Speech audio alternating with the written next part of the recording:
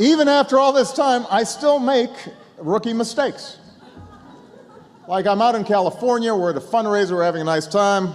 I happen to mention that Kamala Harris is the best looking attorney general in the country.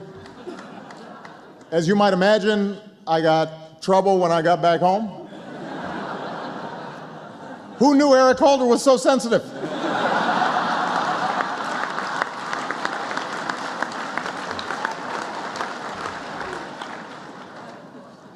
And then there's the Easter egg roll, which is supposed to be just a nice, fun event with the kids. I go out on the basketball court, took 22 shots,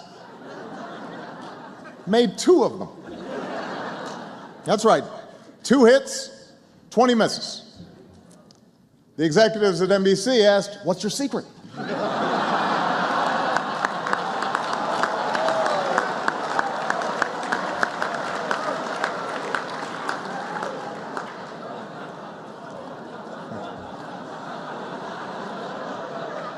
So, yes, maybe I have lost a step. But some things are beyond my control. For example, this whole controversy about Jay-Z going to Cuba. It's unbelievable. I've got 99 problems and now Jay-Z's one.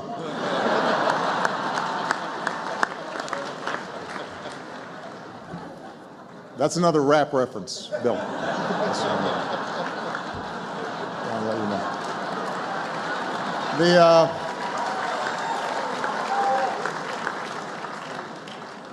Of course, everybody's got plenty of advice.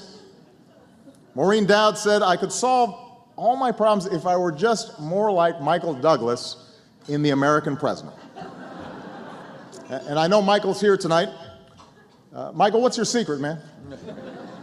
Could it be that you were an actor in an Aaron Sorkin liberal fantasy? Might that have something to do with it? I don't know. Check in with me. Maybe that it's something else.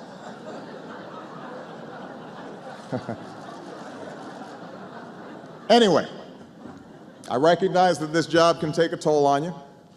I understand second term, need a burst of new energy, try some new things, and my team and I talked about it. We were willing to try anything, so we borrowed one of Michelle's tricks.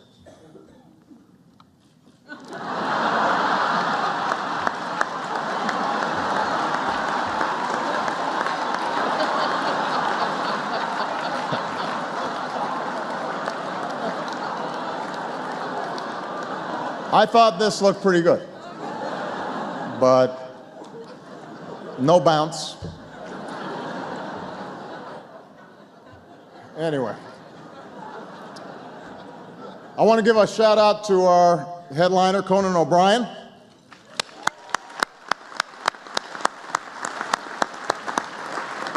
I was just talking to Ed, and I understand that when the Correspondents Association was considering Conan for this gig, they were faced with that age-old dilemma. Do you offer it to him now or wait for 5 years and then give it to Jimmy Fallon?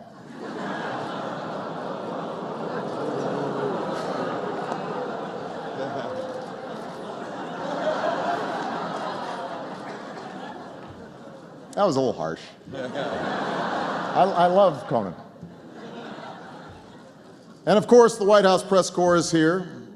I know CNN has taken some knocks lately, but the fact is I admire their commitment to cover all sides of a story, just in case one of them happens to be accurate.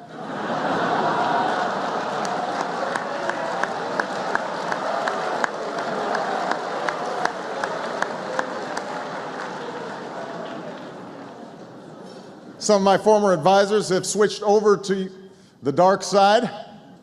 For example, David Axelrod now works for MSNBC, which is a nice change of pace since MSNBC used to work for David Axelrod.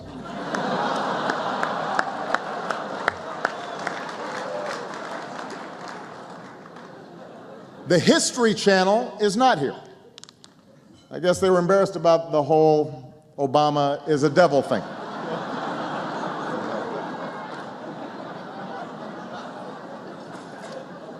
Of course, that never kept Fox News from showing up.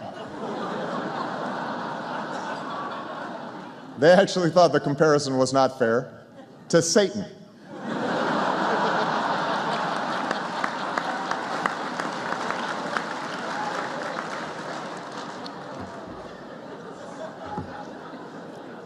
But the problem is that the media landscape is changing so rapidly. You can't keep up with it. I mean, I remember when BuzzFeed was just something I did in college around 2 a.m.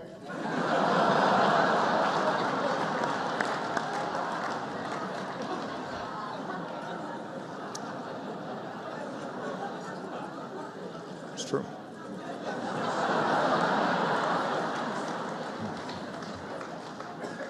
Recently, though, I found a new favorite source for political news. These guys are great. I think everybody here should check it out. They tell it like it is. It's called whitehouse.gov. I cannot get enough of it. The fact is, I really do respect the press. I recognize that the press and I have different jobs to do. My job is to be president. Your job is to keep me humble. Frankly, I think I'm doing my job better.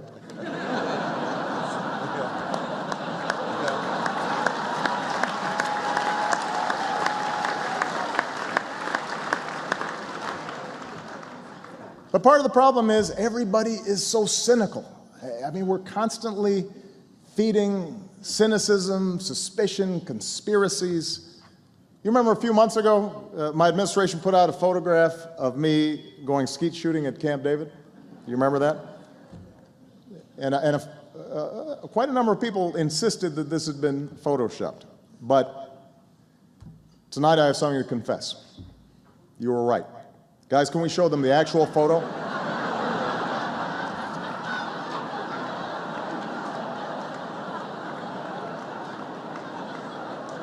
We were just trying to tone it down a little bit. That was an awesome day.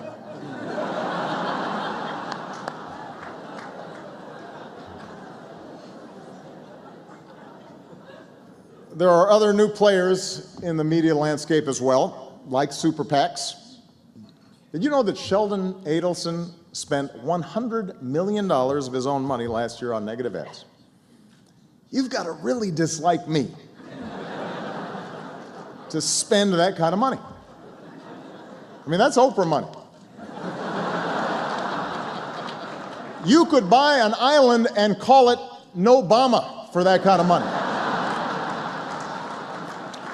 Sheldon would have been better off offering me $100 million to drop out of the race.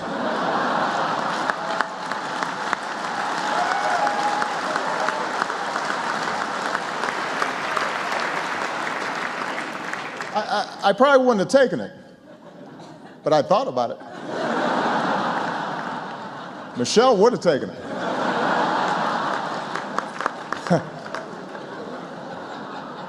You think I'm joking?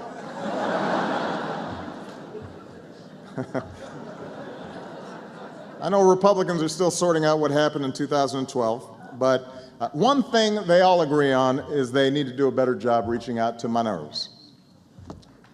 And look, call me self-centered, but I can think of one minority they could start with. Hello?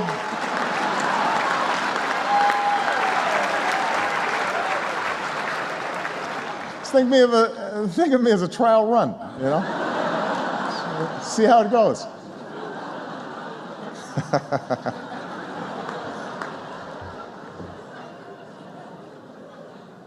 If they won't come to me, I will come to them. Recently, I had dinner. It's been well publicized. I had dinner with a number of the Republican senators. And I'll admit it wasn't easy. I proposed a toast. It died in committee.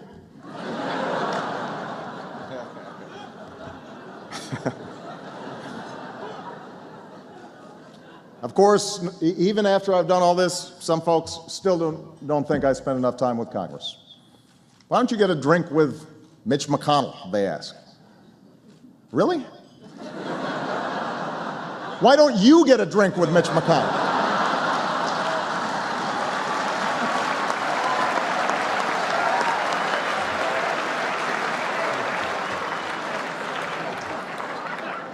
I'm sorry, I get frustrated sometimes.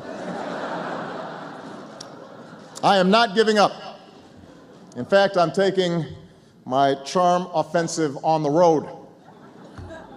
A Texas barbecue with Ted Cruz, Kentucky bluegrass concert with Rand Paul, and a book burning with Michelle Bachmann.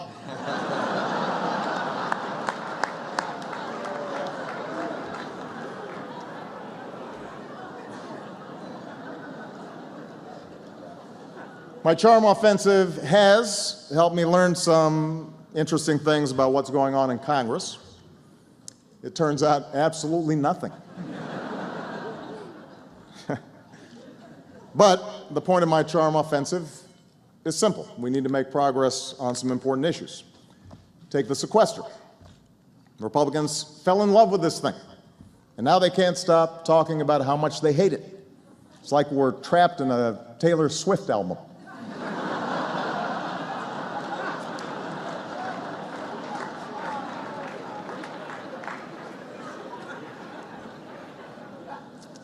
One senator who has reached across the aisle recently is Marco Rubio, but I don't know about 2016. I mean, the guy has not even finished a single term in the Senate, and he thinks he's ready to be president. Kids these days. I, on the other hand, have run my last campaign.